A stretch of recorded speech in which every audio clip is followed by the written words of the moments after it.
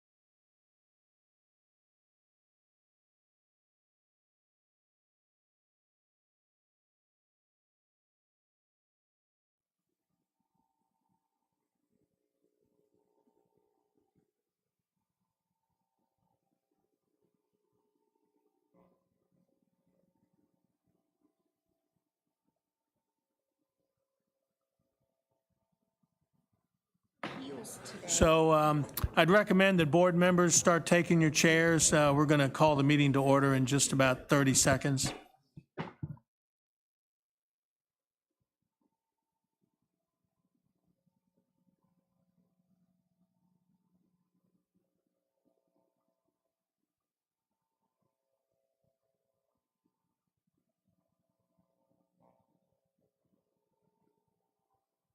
Welcome, everybody, to the October 22nd, 2025 Board of Directors meeting for the Southeastern Public Service Authority.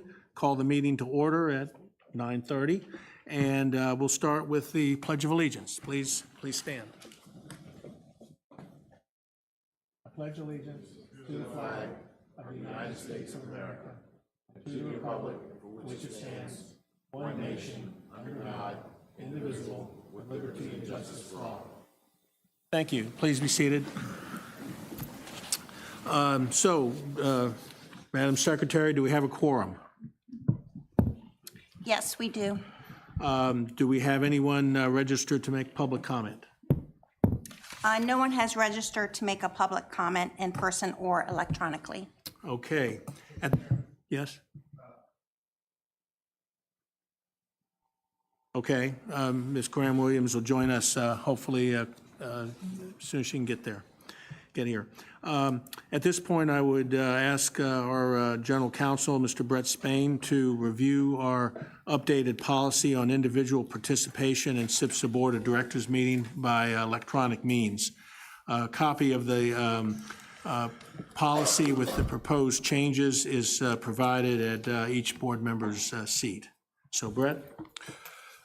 Thank you, Mr. Chairman. We've put together an updated policy. The statute of the FOIA statute it gets amended every year, and one of the changes that was made last year was requiring an annual policy to be approved by public bodies.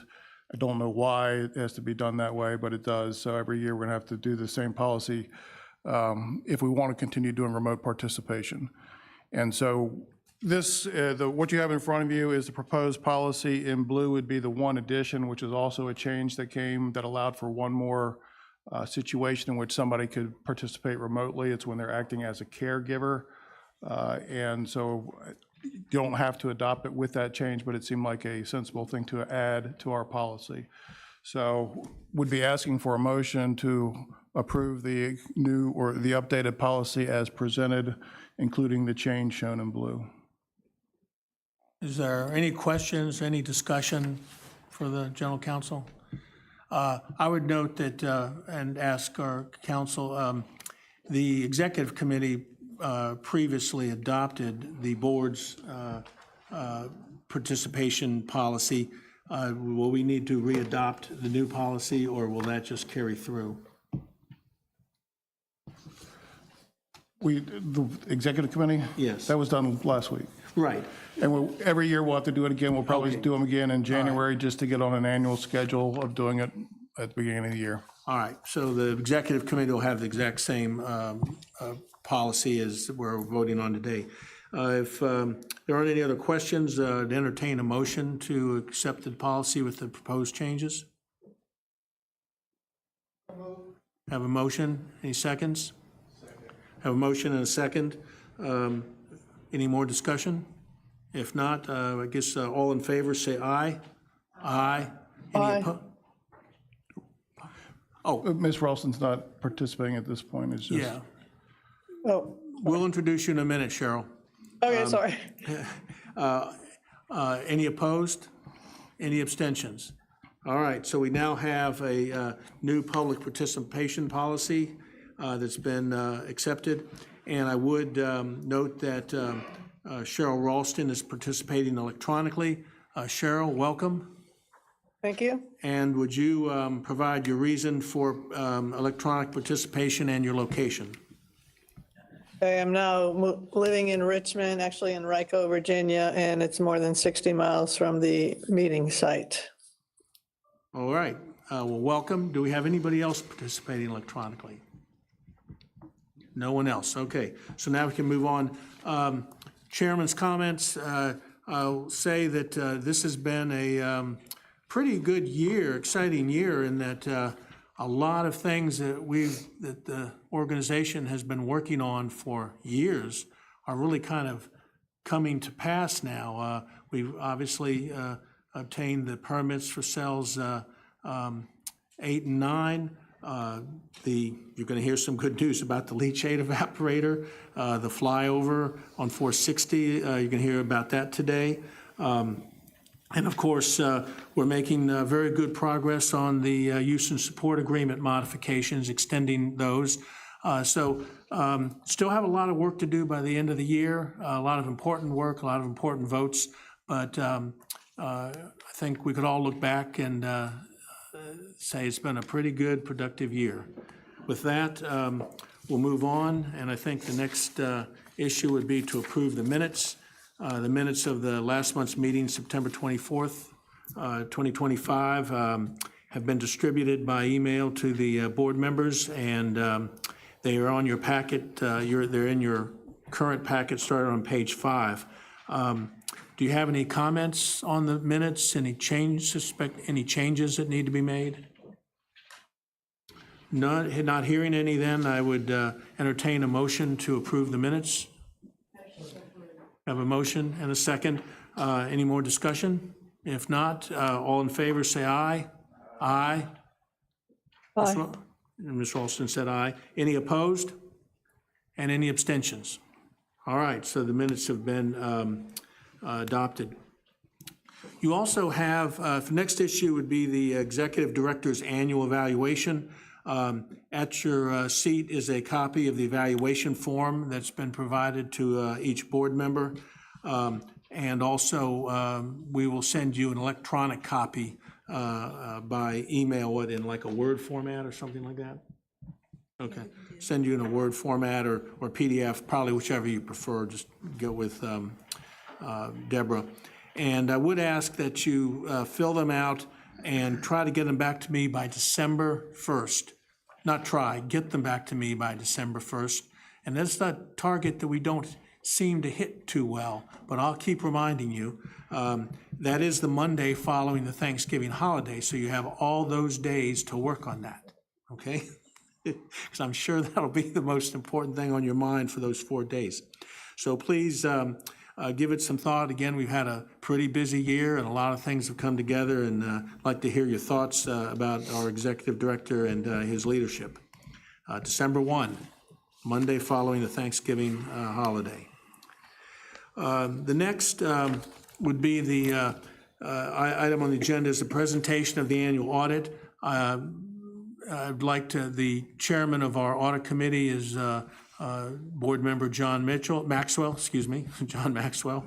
John Mitchell, that's the guy in the Watergate stuff, right? But anyway, John Maxwell. But anyway, would you like to introduce our consultants and? Yes, thank you, Mr. Chairman. I would like to introduce, welcome home, by the way. I'm glad you made it back. I guess I want to just make sure a couple of things. The audit committee did meet a couple of times to review the situation with respect to audits, financial statements, as well as our investment policy. We also had a preview, overview of the audit. We did get a clean audit once again. Congratulations to the staff. We'd also like to just take this opportunity to introduce Ms. Laura Harden, who is the director of Cherry Beckett, and she will make a detailed presentation to the group with respect to the audit. Thank you, Mr. Chairman. Ms. Beckett, welcome. Harden, I'm sorry. From Chair Beckett, Ms. Harden, welcome. Thank you. Thank you very much. Thank you all for having me here this morning to present the results of the audit of the Southeastern Public Service Authority for the fiscal year ended June 30, 2025. So this is our agenda that we'll be walking through today. So my name is Laura Harden. I am the engagement director who oversaw the audit of the authority and ultimately take responsibility for the opinion that we've provided. We do also have a second independent reviewer outside of our engagement team who comes in at the end of the audit and ensures that we've performed all of our due diligence in our audit process. Shelby Brown and Alyssa Croyle are the main team members who worked very closely with the staff to ensure that the audit was completed timely. And so up first, we'll go over the results of the audit. So we did audit the financial statements of the authority as of and for the years ended June 30, 2025 and 2024. We issued our report on September 26, 2025. We issued what's called an unmodified opinion on the financial statements. That is the best opinion that you can receive as a result of your audit and is what people refer to as a clean audit opinion. We also are required to perform audits under both government auditing standards as well as the Auditor of Public Accounts for the Commonwealth of Virginia's specifications for audits of authorities, boards, and commissions. I'm pleased to tell you that we did not identify any non-compliance as a result of those procedures, and we did not identify anything that we consider to be a material weakness in internal control over financial reporting. So I will walk through the results of the audit. You should all have a draft of the financial statements. The first important section after our audit opinion is management's discussion and analysis. This section is written by management and provides an overview and analysis of the financial statements comparatively. So you'll see 3 years of data presented in the schedules within that, but the comparison provided from June 30, 2025, as well as 2024. After management's discussion and analysis comes the basic financial statements and the statement of net position. This is very similar to a for-profit entity's balance sheet. So significant items that changed from 2025 to 2024 to 2025 is that cash increased approximately $2.3 million due to normal operations. There was also a significant increase of almost $2.9 million in investments due to purchases as well as unrealized gains on those investments.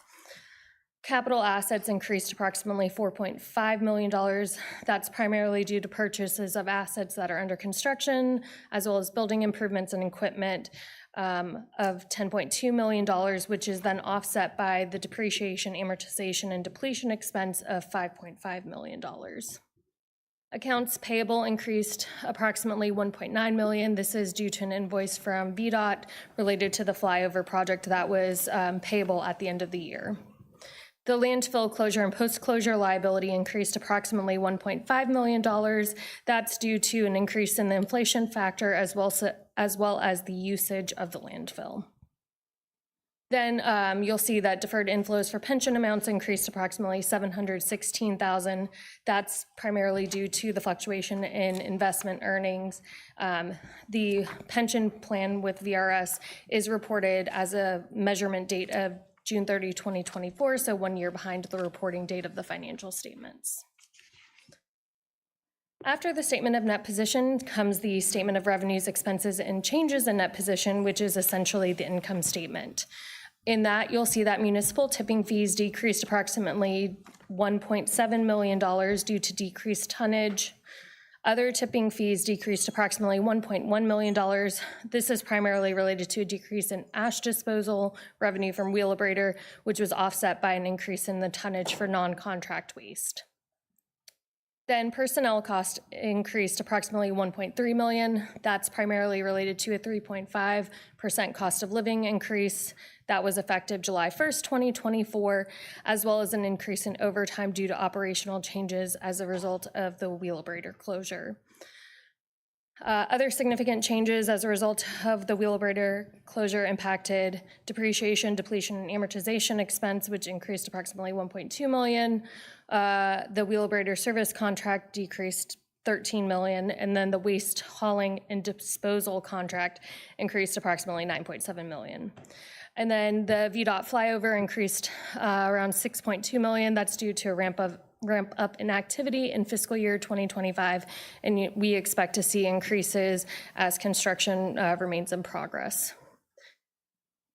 Other revenues increased approximately $4.2 million. This is due to the settlement with Wheelabrator as a result of the fire that ended their contract early.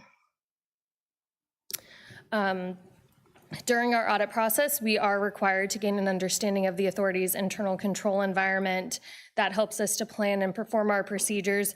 We're not providing an opinion on any internal control. However, if we did identify any control recommendations, we would report those to you. But we didn't identify anything as a result of our audit procedures. We didn't identify any misstatements that were corrected by management. We do have one uncorrected misstatement. You'll see in a later slide that this year GASB 101 for compensated absences was implemented this was applicable for all entities. This GASB prescribes that the standard should be applied retroactively. The change in the liability as a result of the implementation increased liabilities by approximately $101,000 in fiscal year 2024. Management elected not to restate the 2023 ending net position. Stop controversy in Virginia. Sorry, they elected to not retroactively apply the standard due to the immaterial nature of the impact on the financial statements. We've reviewed all of the authority's analysis and calculations, and we concurred with their assessment that it was immaterial to the financial statements. Next up are qualitative aspects of accounting practices. In note 1 of the financial statements are all of the significant accounting policies of the authority. Management is responsible for the selection and use of those policies. Note 1, you'll see that the authority adopted GASB statement number 101 for compensated absences, and that there was no impact as a result of the implementation of the standard. And then we noted no inappropriate accounting policies or practices. We are also required to gain an understanding of all the related party transactions of the authority and review those. We didn't identify anything that resulted in any kind of non-compliance. We didn't have any difficulties in identifying those related parties or noted any that appeared to lack a business purpose. The financial statements could have items that are significant or unusual transactions. Those would be items that are outside of the normal course of business for the authority. There were no such items in the current fiscal year. The financial statements also contain items that are considered to be significant estimates. This means that there are estimates made by management that go into the underlying assumptions and based on those assumptions, can impact the amounts reported on the statement of net position. The most significant are the depreciation expense related to capital assets, actuarially computed assets and liabilities for pension and OPEB, and then the landfill closure and post-closure liability. We gain an understanding of the factors and assumptions used to develop those estimates and have determined that they are reasonable in relation to the financial statements as a whole. The most sensitive note disclosure in the financial statements is the note disclosure related to landfill closure and post-closure care costs. That's in note 5 of your financial statements. We are required to be independent of the authority, and I can attest that we are. We did assist in the preparation of the financial statements as a non-attest service. Management assigned someone to oversee those services and ultimately takes responsibility for the financial statements. I am also going to go through a couple of required communications. I'm pleased to tell you we did not have any difficulties in completing our audit, nor did we have any disagreements with management. We did not identify anything where management consulted another firm as a result of opinion shopping. We also did not have to discuss anything with members outside of our engagement team for any difficult or contentious matters. Management signed a representation letter as of the date of our audit opinion, which represented to us that they've responded to all of our questions and provided all the information that we need to complete our audit. We also didn't identify any other findings or issues that are required to be reported to you. We did not identify any fraud, illegal acts, or violations of laws or regulations, and have no concerns about the ability of the authority to continue as a going concern. In the financial statements, there is a section called required supplementary information. This is information that's required by GASB. We don't issue an opinion on this section, but we do review it to make sure that it's materially consistent with the basic financials. And then this is just some of the upcoming financial reporting changes. GASB 103 is a financial reporting model improvement. It will just clarify some of the ways that the financial statement should be presented. We're not expecting any significant impacts, but there will probably be some small changes as a result of that standard. And similarly, GASB 105 clarifies disclosure of certain capital assets. We're not expecting any significant changes as a result of that standard either. And with that, I'm happy to answer any questions that you might have.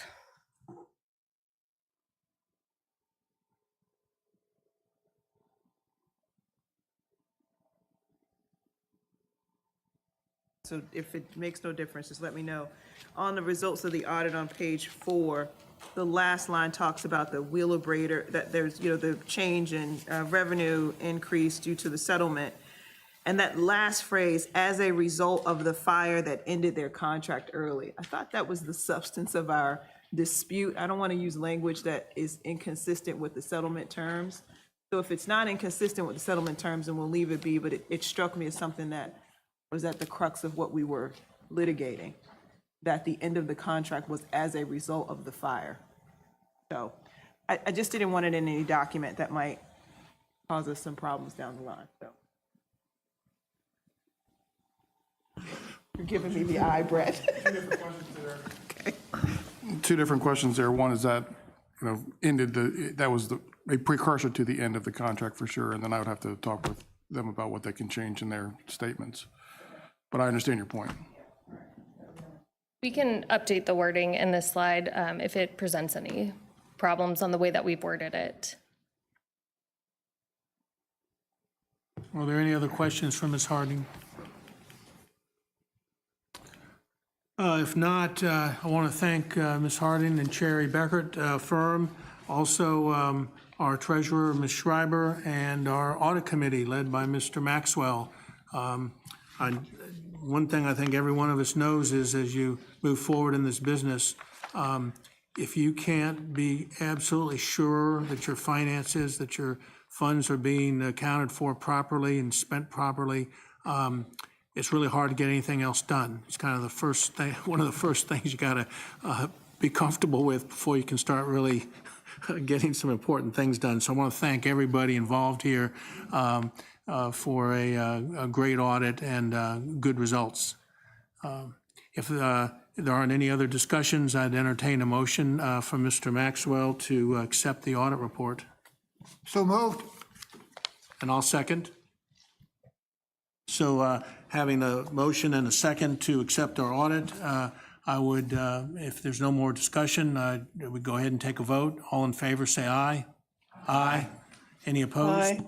And Ms. Ralston says aye. Any opposed? Any abstentions? All right, well, thank you very much. Thank you very much. Okay, let's see. All right, so the next issue, Mr. Joe Ludwig, District Construction Engineer with the Virginia Department of Transportation, will present us an update on the status of the flyover project.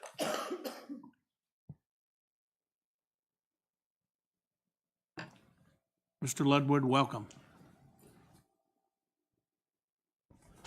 Okay, good morning, everyone. Thank you. Once again, I'm Joe Ludwig. I'm the District Construction Engineer for VDOT, here to make a presentation, just a project status update on the SPSA flyover entrance over US 58 project, currently underway.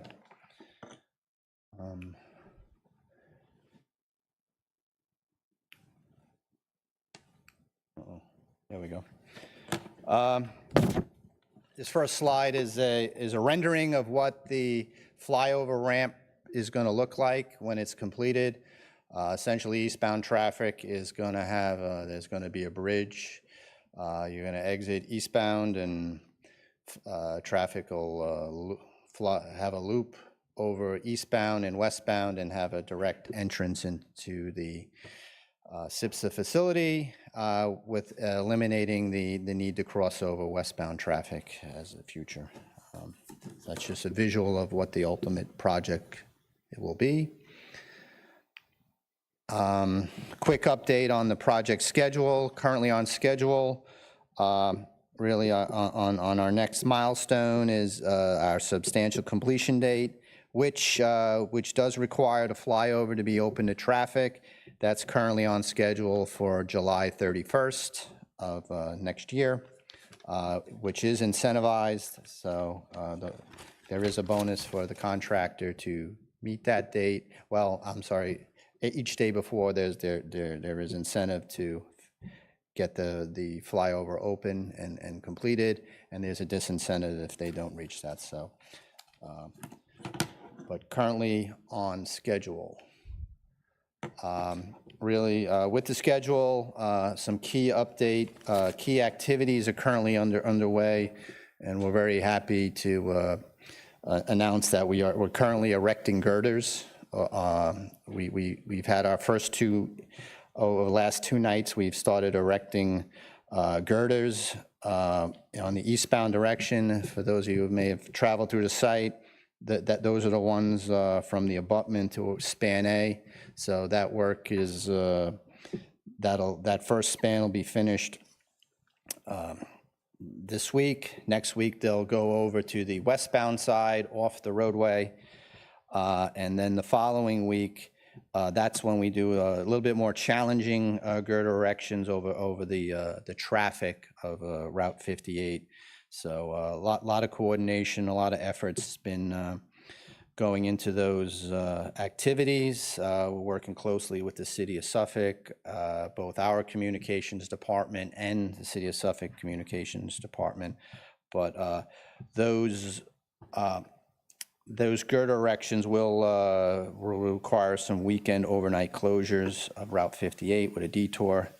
So definitely working through that and trying to get a strong communication effort out to the public.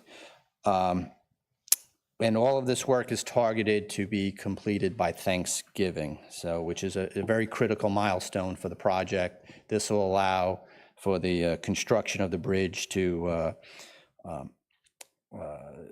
proceed through the winter and spring to allow the project to meet its schedule. So good news on the girder erection. Also, we have another, just a wrinkle of the project with the entrance to the SPSA facility at Bob Feller Drive. That work is started. Essentially, there's an existing ditch line in the westbound direction off the roadway that goes underneath the entrance to the facility.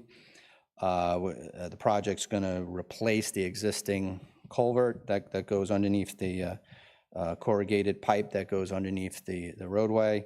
We're going to install a new 60-inch large drainage pipe, 60-inch reinforced concrete pipe underneath the entrance. Originally, the plans had that being performed during overnight closures, doing a little bit each night, and then, but that would have required a full closure each night, and then there was some operational concerns with the facility. So we went back and redeveloped a plan that better suited the needs of the facility. So essentially what's going to happen in that Grassy Center meeting, there's going to be some temporary pavement that's going to be installed in that grassy area, and the contractor is going to flip-flop traffic. It'll allow the pipe to be installed without impeding the operation of the facility. So that work is underway. Not the pipe work, but they've getting ready to do some additional temporary pavement in the grass median. They've cleared and did some rough grading of that area. So if you see that entering the site, that is what's going on there. And once again, that work is scheduled and looking to get that completed by Thanksgiving also. Moving into budget update. Currently, project is on budget, good financials, so good shape right now. We do have a few change orders that have been executed to date. I believe these were on the last update, but and we're currently working on two more. One is for some additional undercut that needed. There was some unsuitable subgrade, a little bit more than what was anticipated in the plans. In the field, so some additional excavation and some replacement with some stone was necessary to address that. And then we're also working on a change order for that additional temporary pavement to at the Bob Feller Drive entrance to the facility. But currently on budget. Next update is just the status of our notice of intent. So contractor has taken a position that some of the initially some of the MOT and access issues were related to that they're looking for some additional compensation. We feel that the VDOT's position that this was covered in the plans and the contract, and we don't feel there's any entitlement, but those are still, there's no change. Those are pending until the end of the project. And then just really one of our really major challenges is just traffic control through the corridor, very heavily congested, heavily traveled corridor. Currently, we have that eastbound right lane closure. We know it's impactful to the community, but it's really helped the progress of the project and really seeing the fruits right now where those girders are being erected, and we currently have cranes in those closed lanes, and really essential to the progress of the project. Moving forward, we also have coordination for the girder erections over Route 58 coming up on the upcoming weekends. A lot of efforts going into those. We really working with the contractor with contingency plans and go no go dates. And a lot of communication. And just each of those nights, we figure if there's three nights allocated. It'd be Friday, Saturday, Sunday nights. But working with the contractor, they really plan on doing them in 2 nights, and the third night is a contingency. So really working up a good plan for those, so those go smoothly. Also, just we do have work zone traffic control cameras. City of Suffolk has installed those, but we do appreciate that. That's really helped slow down traffic through the corridor. It can be challenging. We have a lot of trucks and construction equipment entering and leaving the work site, so that we found that to be we believe that makes it a much safer corridor, and appreciate that support of the project. That's it for the update. Any questions?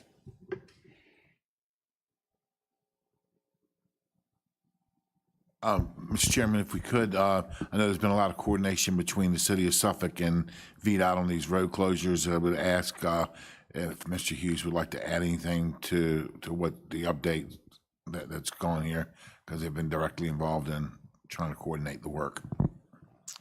I would just add that it's extremely topical throughout the civic leads and HOAs in and around the City of Suffolk, and so we look forward to July the 31st, 2026 coming up. Yeah. Were there any other questions for Mr. Ludwig?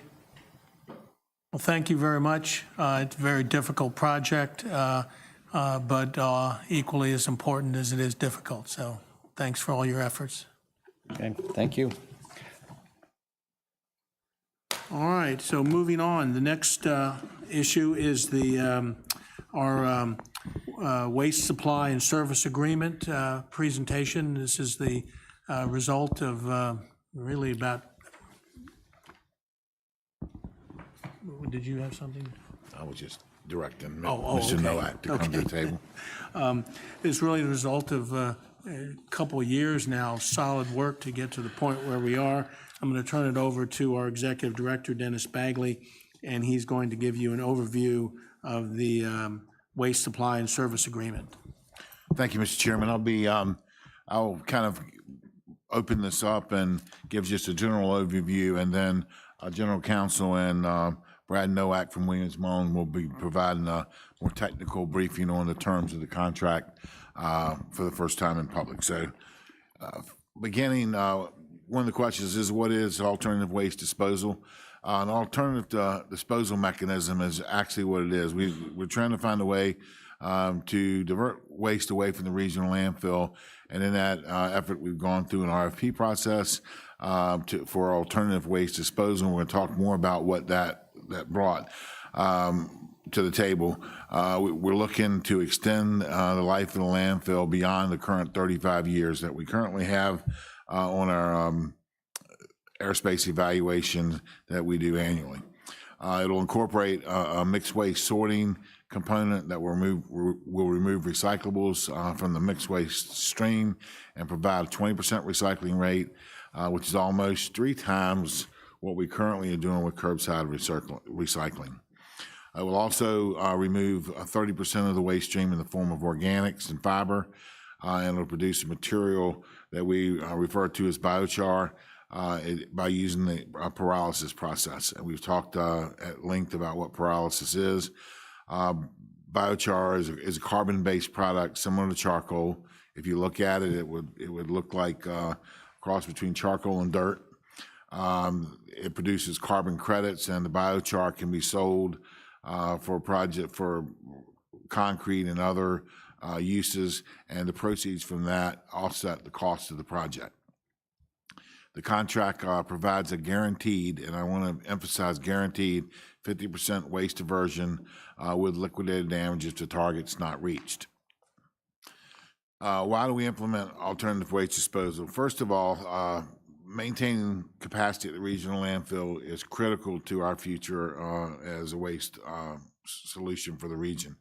If we have no airspace at the regional landfill, when we go out to try to contract for airspace, we'll be at the mercy of whoever we're negotiating with, and there's really no telling how high the price would end up going.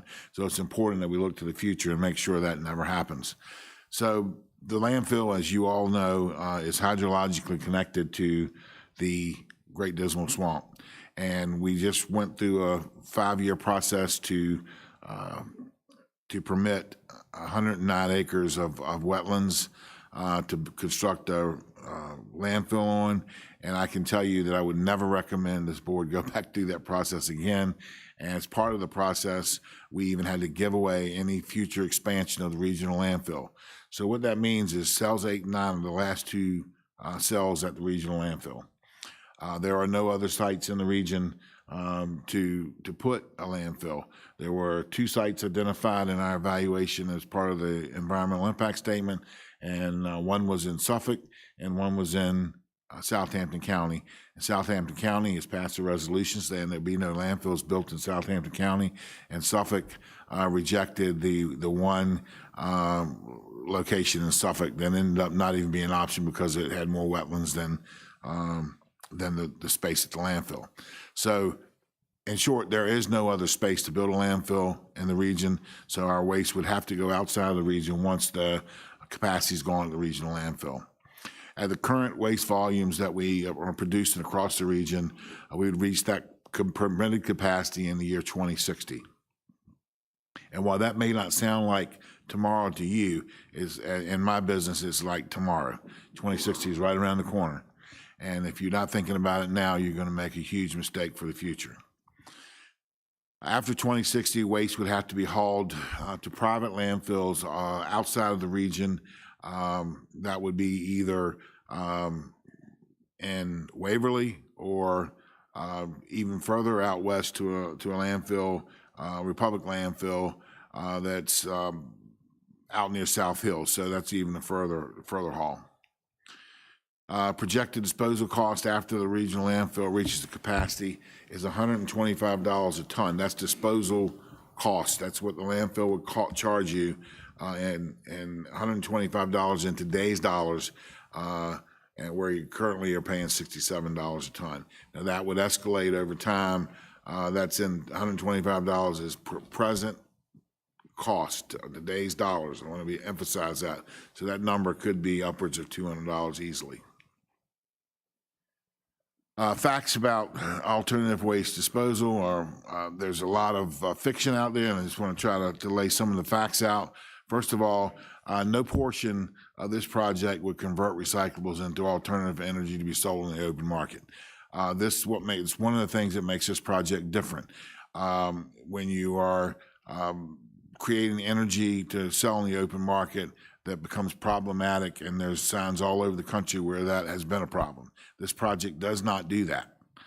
Some of the byproducts of the pyrolysis process will be used to power and provide heat for the pyrolysis process, but it's all internal to the facility. And if that were not available, the facility would still operate on natural gas and Dominion power.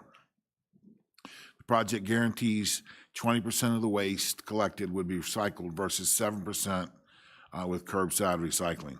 That's 3 times the amount of we're currently recycling. And that 7% is really a national average. If you look at it across the whole entire country, 7% is a good number, but that 7% reflects what we're actually doing in Hampton Roads. According to a 2023 waste characterization study that was performed by SCS engineers, 28.1% of the waste stream is recyclable even after the traditional curbside recycling is done. And what I mean by that is we did this waste characterization study while recycling was happening at our transfer station. So what was coming to our transfer stations had already been through the recycling process, and there was 28.1% of the material that was in the waste stream was determined to be recyclable material. The contractor will utilize AI and robotics to identify and extract recyclables, which enables the system to target more recyclable commodities. Under the contract, there's 16 different commodities that will be targeted by the contractor. That's unheard of. You can't do that with near-infrared technology, which is typically what you see used in these facilities. The contract requires that the contractor target the 16 commodities versus the 5 or 6 that are traditionally in curbside recycling. The alternative waste disposal contract guarantees a 50% diversion rate. 20% of that diversion is in the form of recyclables. The other 30% is in the form of organics and fiber. The estimated tip fee based on the numbers that we currently have versus what we currently pay, it's about $15 once you get to year FY29. It's about $15 difference in what you currently pay and what you would be paying under the current contract terms. Those first 2 years, you see the tip fee would be $71 next year and then $78 in FY28. The reason for that is because there's a ramp-up period, and that tip fee only reflects the additional cost that SPSA would incur for the tons that we'll be able to process at that facility. The alternative waste disposal contract start date would be, this is tentative because we don't have a contract signed yet, but around July 1 of 27. Escalation for the current disposal rate was based on a 3% annual increase. That's if we did nothing and we continued the path that we're headed down now. escalation for alternative waste disposal. If the contract were to be implemented, it would be 2% annual increase contemplated in the alternative waste disposal contract and a 3% for SPSA's other cost. The alternative waste disposal tip fee for 26 and 27 is calculated based on the tons that we project will be actually processed in that time frame, and that's a ramp-up period of a little over 2 years, and I'll go through that in just a minute. The cost per ton was rounded to the nearest whole dollar. Here is, again, the ramp-up schedule, and this is subject to change. It was only, we plugged numbers in based on some assumptions, and I've had some conversations with some of the communities, and we know that there are recycling contracts out there that we need to address, so this is subject to change. But tentatively, on February 1 of 2026, Portsmouth waste would be going to the facility and being processed under the contract. There's another 10,000 tons of Navy waste that may or may not go. We may be able to pull some other waste in. I'm still working with the Navy on that at this point, and along with the contractor, because much of the Navy waste is non-processable waste anyway, and we wouldn't be taking that to that facility. Then on 7/1/26, we would take in 60,000 tons of Chesapeake's waste to give the total capacity at the facility. Then 7/1/28, the Victory Boulevard would start up and approximately 180,000 tons, and we would bring in Chesapeake, Isle of Wight, Southampton County, Franklin, and Suffolk's waste at that point, and that coincides with the contract end date for Suffolk's recycling contract. Then on 1/1/29, with Victory Boulevard 100% operational, we would be able to bring Virginia Beach's waste at that point, and some of Norfolk waste could go at the same time, but Norfolk's still in their contract with recycling through 10/1/2029. So there's some other benefits. Commonwealth Sortation plans to invest up to $200 million in the processing facilities in the region.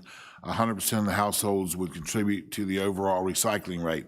That's a big part of this project is instead of having only those who put out their blue cans, everybody would be recycling, and it would even include multifamily units that are not currently recycling. The recycle rate would be guaranteed, and I want to emphasize the word guaranteed because in terms of the contract allows a guarantee of 20% recycling.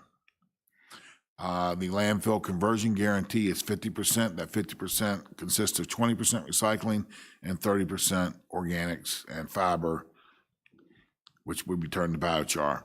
And all 8 member communities would receive the same services under the proposed plan, and they would receive those services at the same cost. And the contract would increase the life expectancy of the regional landfill through the year 2095. And with that, I'm going to turn it over to Brad Nowak, who will go through some of the terms of the contract. Thank you, Dennis, and good morning. As Dennis mentioned, I'm Brad Nowak. I'm a partner with the law firm of Williams Mullen. I've had the privilege to serve as special counsel to SPSA on the drafting negotiation of the waste supply and services agreement with Commonwealth Sortation. So just to start out with some background, on February 26, 2025, this board authorized the SPSA RFP committee to negotiate a waste supply and services agreement, which I'll refer to as the WSSA, with Commonwealth Sortation. The negotiation team has conducted numerous meetings with the Commonwealth team to finalize a draft WSSA for the board's consideration. I'll mention that those negotiations were very collaborative, involved discussions among business, operational, and legal teams to kind of finalize a contract. The contract is a comprehensive agreement. It's over 120 pages in length. It has over 30 schedules. It addresses a lot of different scenarios, addresses the responsibilities of each of the parties, as well as events that could occur in the future. As Dennis mentioned, once the facilities are fully operational, Commonwealth Sortation commits to diverting 50% of processable waste from the landfill, thereby doubling its expected life.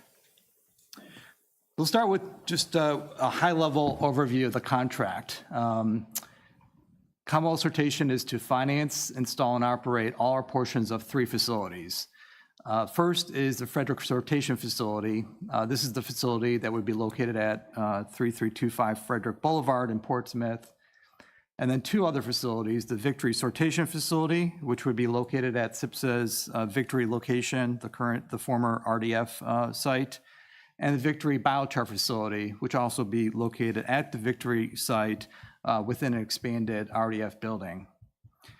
SPSA would deliver or cause to be delivered processable waste to the Frederick Sortation Facility and the Victory Sortation Facility for processing by Commonwealth Sortation.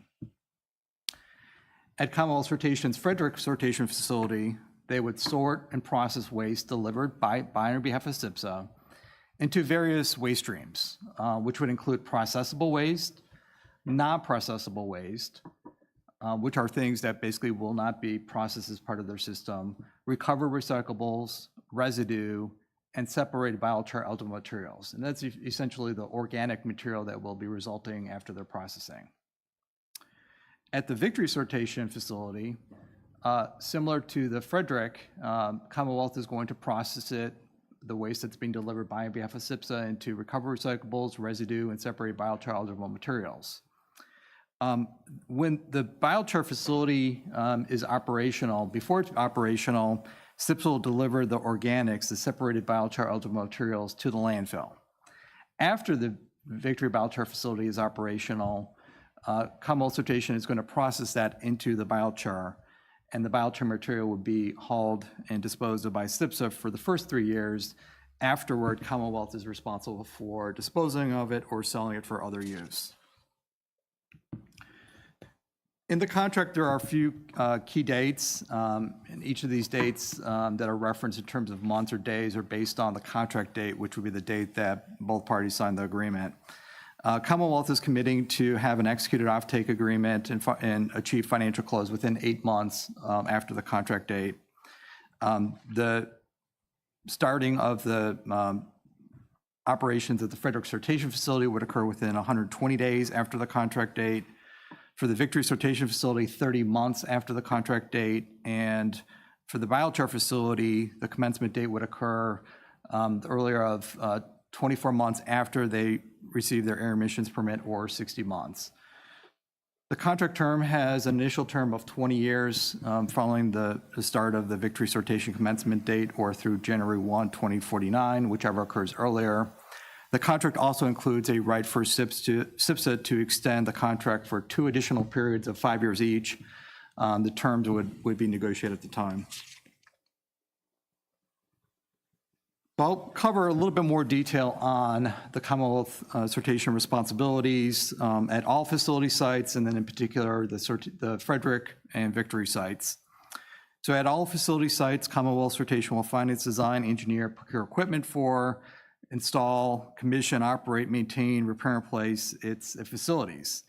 They're also going to acquire the necessary permits and approvals that are needed for those facilities other than specified SPSA permits. CS is also responsible for paying certain fees to SPSA, which would include certain disposal fees for residue, separated biochar eligible materials, diverted waste in the event that they're unable to take and accept SPSA's waste, a biochar tip fee, and any third-party waste handling fee. Commonwealth will also have to pay any utilities and applicable taxes. At the Frederick Sortation Facility, Commonwealth will manage and maintain the scales and the tipping floor. They're going to sort and remove the non-processable waste that is being delivered. Commonwealth is responsible for marketing, hauling, and selling, disposal of recovered recyclables. And finally, they're going to handle, process, and load any of the non-processable waste, unacceptable waste, separate biochar materials, and any residue onto trucks that SPSA is going to bring. At Victory Sortation Facility, again, similar to the Frederick Sortation Facility, Commonwealth is going to sort and process the processable waste into recovered recyclables, separate biochar materials, and residue. They're going to market, haul, sell, and dispose of recovered recyclables, and then load residue onto SPSA vehicles for transport to SPSA's landfill. And finally, with the Victory Biochar Facility, Commonwealth is going to obtain all necessary permits and approvals that are needed for that system, including a solid waste permit and our air emissions permit. After completion of the building modification by SPSA, then Commonwealth is going to finance, design, construct, install, commission, and operate the biochar facility. At that facility, Commonwealth is going to process the separated biochar eligible materials into biochar. And then after that initial 3-year period, Commonwealth is going to market, sell, haul, and dispose of all of the remaining biochar. Now, to highlight a couple of SPSA's key responsibilities, as I mentioned on the earlier slide, SPSA has an obligation to finance, construct the building modification that's going to be where the Commonwealth's biochar system is going to be housed. They're going to do that in accordance with design plans, and there's a process in the contract for SPSA to review and provide input on those designs. At the Frederick sortation facility, SPSA has an obligation to deliver, cause to be delivered, processable waste for processing at that facility. SPSA will haul the separated biochar eligible materials to the SPSA landfill or other landfill for disposal. And SPSA will also haul and dispose of certain other waste streams that would be resulting from the processing, which would include non-processable waste, unacceptable waste, and any residue. At Victory, similar to like Frederick, SPSA will deliver, cause to be deliver processable waste to that facility. SPSA will do some sorting to remove non-processable waste and deliver the remaining processable waste to Commonwealth for processing. SPSA will load, haul, and dispose of the NP waste, unacceptable waste, residue, separated biochar material before the facility is operational, and then biochar, but only for the first 3 years. SPSA has other responsibilities because it's on their existing site, that SPSA would maintain the scales and the scale houses and manage those, the tipping floor, and SPSA's portion of the buildings, along with roads and the driveways. The other, obviously, key obligation is to make payment of the base tonnage fee. There is a delivery commitment of 450,000 tons of processable waste per year. There's mechanisms in the contract to allow for adjustment to that amount. And then under certain circumstances, SPSA may be responsible for paying a commodity price backstop payment, or Commonwealth may be responsible for paying a commodity excess revenue payment to SPSA. Now, the timeline, I'll just walk through the timeline quickly, and this dovetails with Dennis's timeline. But on the left side is the beginning point, and these dates are all based on the contract date. So, day one would be when SPSA and Commonwealth would execute the contract. Within 120 days, there would be initial startup of the Frederick sortation facility. Within 6 months of the contract signing, Commonwealth is responsible for filing their air emissions permit. Within 7 months, there would be a fully ramped Frederick sortation facility. Within 30 months, the Victory sortation facility would have its startup. Within 36 months, there would be 100% ramp of the Victory sortation facility. Within 24 months of the air emissions permit being issued, the Victory biochar facility would have its startup. And then within the earlier of 36 months after that air emissions permit, or 60 months from the contract date, the Victory biochar facility would achieve commencement. And then finally, the fully ramped biochar facility would occur within 6 months after the commencement date of the biochar facility. A few other key terms, as I mentioned, there's a 20-year initial term based on the commencement date or through January 1st, 2049, whichever occurs earlier. There's an extension term that SPSA has a right to extend. As Dennis mentioned, there are processing and landfill reduction waste guarantees in the contract. So for the annual processing guarantee, Commonwealth must process 100% of the processable waste that's delivered to the sortation facilities, up to a cap of 540,000 tons per year. If the guarantee is not met, there are liquidated damages that would be payable to SPSA up to a cap in the contract. For the annual landfill reduction waste guarantee, after the Victory biochar facility is operational, Commonwealth would ensure that at least 50% of the processable waste that is diverted from the SPSA landfill. And then similar on the other processing guarantee, if the guarantee is not met, then there are liquidated damages that Commonwealth Sortation would have to pay to SPSA on a per ton basis and up to a specified cap. In the contract, we have built in several performance assurances to ensure that contractors' obligations are met and certain risks are accounted for. These include a parent guarantee. Commonwealth Sortation's parent company, Amp Robotics Corporation, will be providing a parent guarantee to SPSA to backstop the underlying obligations of Commonwealth Sortation. In addition, Commonwealth will be providing a letter of credit to SPSA. There is a step up for the letter of credit. So initially on the contract date, the letter of credit would be $300,000. That would be through the earlier of 8 months after the contract date or the financial close date. When that earlier date occurs, then there's a step up to increase the letter of credit to $1.5 million. And that is the letter of credit that would remain throughout the rest of the term of the contract. There's certain specified insurance provisions in the contract for Commonwealth to provide the typical host of insurance products for the facilities and their operations. And then finally, in the contract, we address various events of defaults as well as early termination, and there are specified early termination liquidated damages that are based on either party's termination and certain amounts based on when the contract would be terminated and the dollar amount associated with that.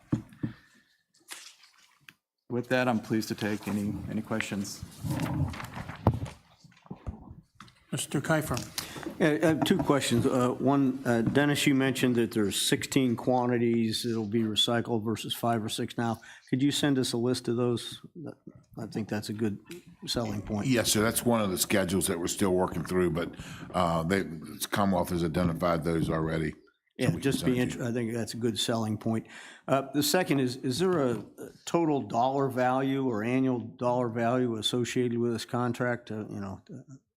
I'm not sure how you would express that, but what's this whole thing going to cost us? Well, and I know it's going to change every year and so yeah, forth. the tip fee is under the current contract is $50 a ton. So you can multiply that out times however many tons, and that varies, as you can see.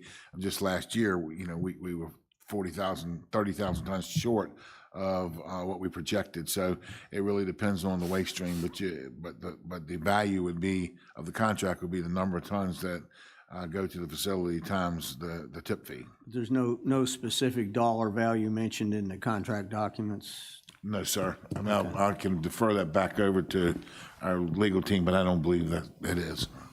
I think in broad terms, it's about half of our revenue, of our total budget. We're running about a $50 million a year operation, and $50 per ton times 500,000 tons per year is about $25 million, if I did that right in my head. So we are talking about a contract that would be roughly, more or less, around 50% of our annual expenditures.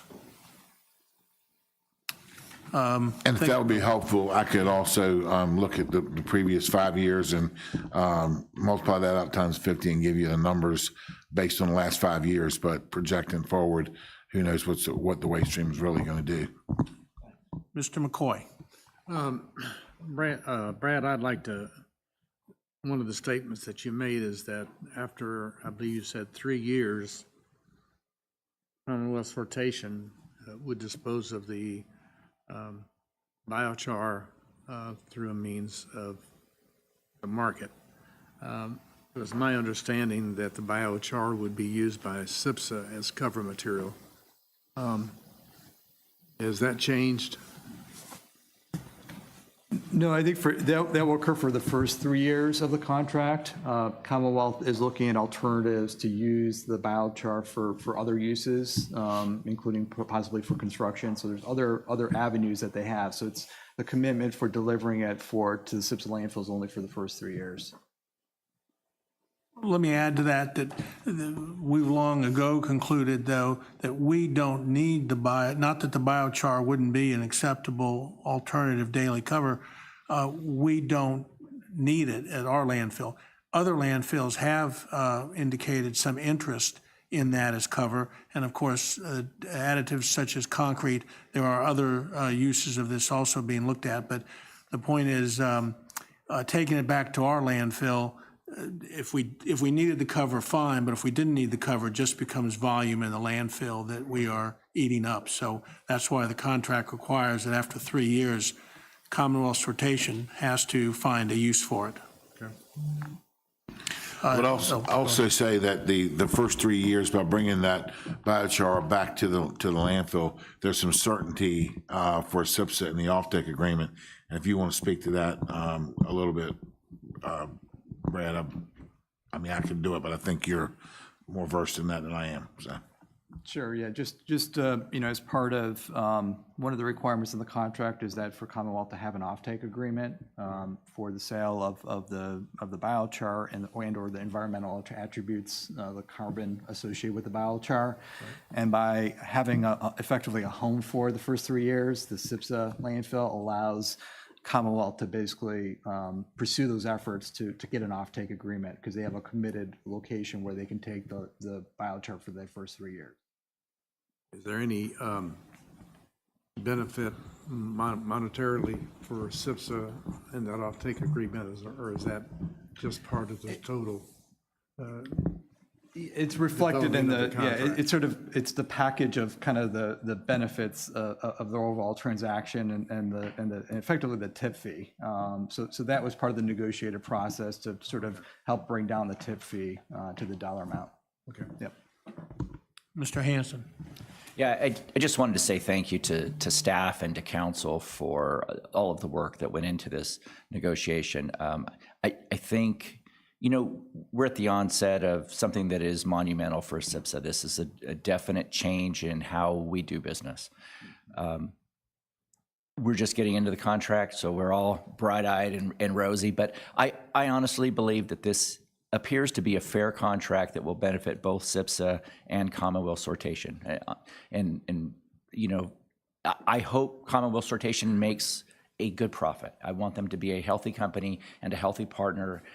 But I believe that there are things that are in this contract that protect the ratepayers, those of us that dispose of garbage in Hampton Roads. There are some hard fixed guarantees, 20% recycling, which cannot be overstated. That's an important milestone for us. 50% waste diversion.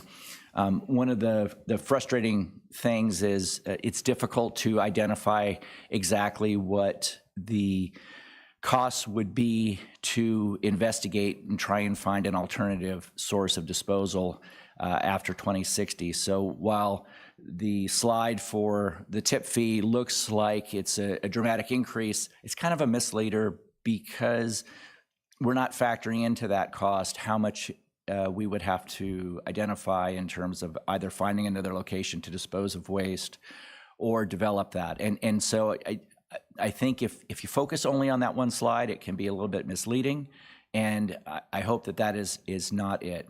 In totality, I think this is a very fair contract for both parties, and I look forward to this being a really good, positive endeavor, and I hope we have a strong relationship moving forward. Thank you for those words. Thank you for those comments. Do we have any other questions of board members? All right. Let's see. At that point, well, then, pardon. Oh, Mr. Kiefer. I believe we need to adopt this contract, so I have a motion. I move that a special meeting of the SPSA Board of Directors be held on November 3, 2025 at 1:30 p.m. in the Regional Boardroom at the Regional Building, 723 Woodlake Drive, Chesapeake, Virginia, for the purpose of, 1, considering an award of or decision to award a contract under request for proposal for solid waste disposal services, RFP 01-24, to Commonwealth Sortation, LLC, and 2, authorizing the Executive Director of SPSA to execute, deliver, and cause SPSA's obligations to be performed under said contract and take such other and further actions as may be necessary or desirable to effectuate the purposes thereof. Now, All right, we have a motion and a second to essentially approve the contract that's been negotiated at a special meeting on November 3rd, 2025. Are there any questions or discussion? Mr. Chairman, I think the motion is to hold a meeting for the purpose of discussing that contract and acting on it. I don't think this is a motion to approve it. I stand corrected. Yes, I understand the technicality of that correction. Thank you very much. Mr. Kiefer, did you have some additional? No, I'm sorry. Okay. All right, so are there any questions or discussions on this motion? Well, if not, all in favor say aye. Aye. Ms. Ralston? Ms. Ralston says aye. Any opposed? Any abstentions? Well, motion's carried. We now have a special meeting scheduled for November 3rd at 1:30 p.m. Thank you. All right, so the next item on the agenda would be the executive director's updates. And I'll turn it over to Mr. Bagley. Thank you, Mr. Chairman. The first update is for the leachate evaporator system. The system is now operational. It is processing leachate. Acceptance tests are complete. We're trying to schedule HRSD site visit for the first week in November, and that will, once that's complete, we'll bill HRSD for reimbursement as the current agreement states. So that's good news. Cell 7 construction, Ryan Central has mobilized their equipment. Arbor Pro, who was subcontracted by Ryan to clear Cell 7, has completed, and this is an estimate of about 90% of the work that they need to do. Shop drawings are in to the engineering firm to review, and excavation is expected to start full bore any day. Monthly tonnages for municipal solid waste this month was 36,000, just over 36,000 tons, which is, just over 38,000 tons, which is above the 37,000 budgeted. We've been, this is following the same trend as we always see from July down to August, and then we'll see an increase again around December, so or January. So that's following same trends as we see normally for municipal tons. Commercial tons budgeted at 24,000. This month we were at 25,600. So again, we're above and have remained above the targeted amount for the year. And with that, I'm going to turn it over to our CFO for a financial report that is oral this month.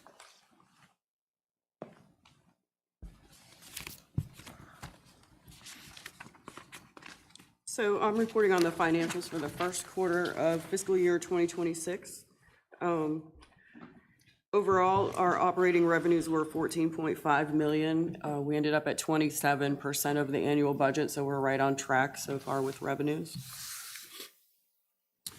We did have, I'm sure you all know, the Treasury rate decreased a few weeks ago, and they're projecting that it will go down again probably multiple times over their next several meetings. So in early October, we had some investments come up that matured. So we opted, based on a conversation we had with Josh, our advisor, we opted to reinvest those to lock in rate now before the rates go down anymore. And then, so we did some in early October, and then we just had some maturities yesterday and today, and we locked in a little bit more. So as I said, overall revenues for the quarter at 27%, right on track. Expenditures for the quarter were at 22.9%. There really wasn't a lot of anything unusual that happened with the financials for the first quarter, so there's not really a lot to say, but the other operating expenses are slightly high because of, we're still paying for the leachate treatment that wasn't budgeted because we thought that it originally had thought that it would be up and running by now at the time we did the budget. Revenues versus expenditures, we ended up with a net revenue of 3.2 million. If you compare that to last year, we were at 8.6 last year, but remember that we got the 5 million from Wheelabrator in the first quarter, so that number is not a normal amount. And then in FY24, we were at 2.8 million. So overall, expenditures are just below budget and revenues are just above, so everything looks good. Capital expenditures for the year, we have spent 5.6 million in the first quarter. 5.1 of that was rolled projects, so that's things like, that number would include the landfill numbers, landfill expansion numbers, the leachate evaporator, those things that have been ongoing projects. And 480, just about 488,000 of that was current year budget and current year expenditures. Cash balances as of the end of the quarter total were 64 million. Of that, we have the 24.7 million set aside for the landfill closure and post-closure. 31.2 is the balance of the landfill expansion and flyover funds. We've got 1.3 remaining for the leachate evaporator. The 594,000 in POs rolled from the previous year. And then the 3.9 million is undesignated funds that were required. That's the 2 months of operating expenses that were required to keep set aside. So a total of 64 million. That's all I have, unless anyone has questions. Mr. McCoy. A general statement. I'd like to remind the board that the sale of SPSA to Wheelabrator, that we have gone from $250 million in debt to a $64 million surplus. That's pretty astronomical. And that's been because we've got good leadership. And we can't let that go unrecognized. Keep in mind, a lot of that is going to be going away over the next 18 months for the finishing up the flyover, the remainder there, and then construction of cells 7. So Take advantage of what you have today. thank you, Mr. Well, McCoy. and nonetheless, Mr. McCoy makes a really, really good point that SPSA has moved from a position of really a tremendous amount of unsecured debt, just pure debt, to now a point where we are cash funding our quite what I'll call lumpy investments, things that take quite a bit of cash to go forward, like the flyover and landfill closures. So it's back to the point that if you have confidence that your money is being collected, accounted for, and spent and accounted for properly, it allows you to get on with the business of providing your service. But it really starts out, one of those foundations is being able to convince the public that the money is being accounted for properly, and really appreciate this. Thank you. Mr. Kiefer. I move that we accept the financial report. We have a motion and a second to accept the financial report. Any additional discussions or questions of our CFO? If not, I'll take a vote. All in favor, say aye. Aye. Aye. And Ms. Ralston says aye. Any opposed? Any abstentions? All right. Thank you. The financial report's been accepted. All right, so at this point, I will read a motion to go into closed session. And after I do that, I would hope we'd have a motion and a second to go into closed session. I move that a closed session be held for discussions regarding the process for awarding a contract pursuant to the RFP issued by SPSA for solid waste disposal services, including the terms of a resolution to be considered by the board to award a contract and potential challenges to such an award in accordance with A, Virginia Code Section 2.2-3711A7 for the purpose of consulting with legal counsel about actual or probable litigation where such consultation in an open meeting would adversely affect the negotiating or litigating posture of the public body, and B, Virginia Code Section 2.2-3711A8 for the purpose of consulting with legal counsel regarding specific legal matters requiring the provision of legal advice by such counsel.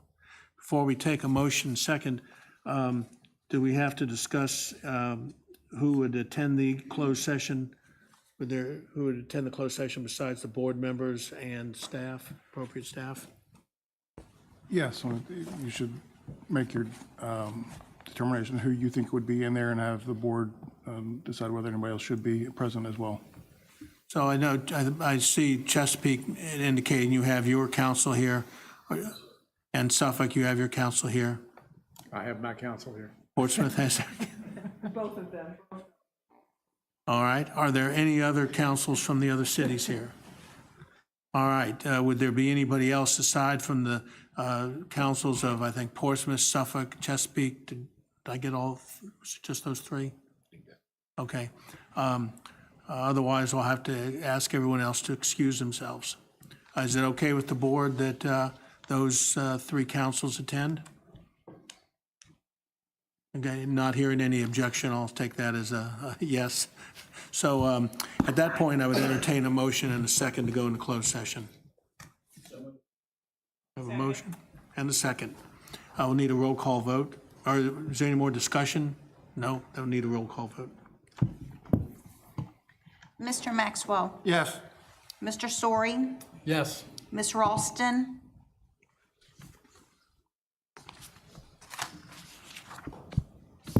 Ms. Ralston. She fell asleep. Yes? Dr. Baugh. Yes. Mr. Robertson. Yes. Mr. Kiefer. Yes. Mr. Broad. Yes. Mr. McCoy. Yes. Ms. Graham-Williams. Yes. Ms. Lowe. Yes. Mr. Green. Yes. Mr. Hughes. Yes. Mr. Leahy. Yes. Mr. Hanson. Yes.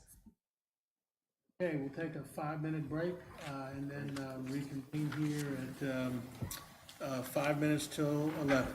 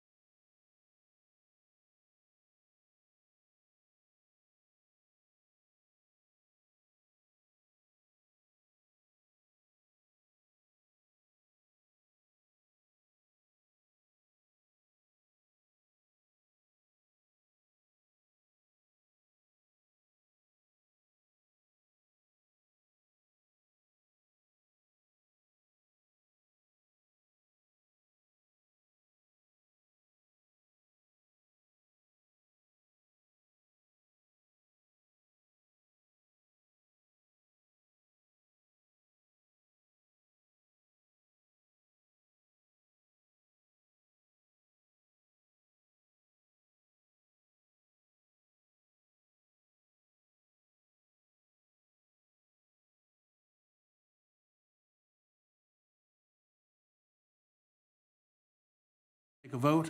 Hopefully lunch will be here by then, and you can stay around and eat, or you could take it with you. Pardon? Okay, so we have to open up the doors, and then we'll read a motion to. Get the electronics. Pardon? Get the electronic Facebook, wherever it's being remotely. I'm sorry, I'm lost here. Now what? They need to get us out of closed session for the okay. electronic report. Okay. Get us out of closed session. He's done. Okay, okay. Lunch is here? Okay, so, all right, so we're out of closed session. Lunch is here. If everybody wants to go get their lunch, we can come back and certify the closed session. And you're welcome. The meeting would probably adjourn shortly after that, so you're certainly welcome to take the lunch on the road if that's your choice. If you've got something to do, or sit around here and we can eat it here. And sure, why don't we do that? Okay, that's fine. It seems to be the general consensus. All right, so I'll go ahead then and read the motion to certify the closed session. We'll take a vote, and then lunch will be served. All right.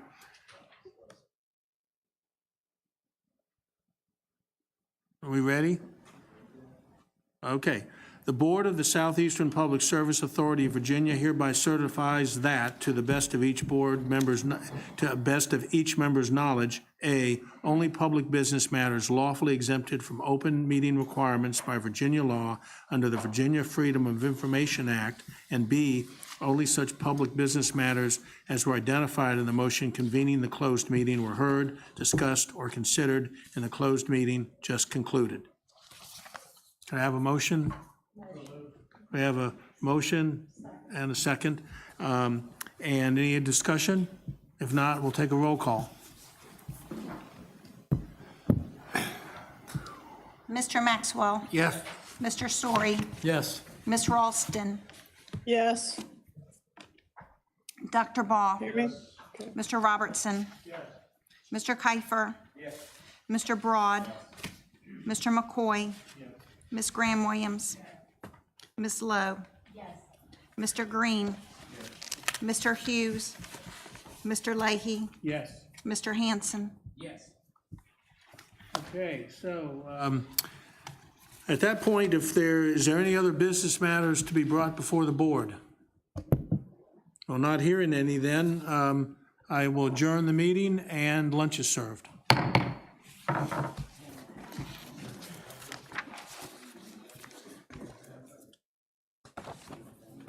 Okay, Thank so you. that's some kind of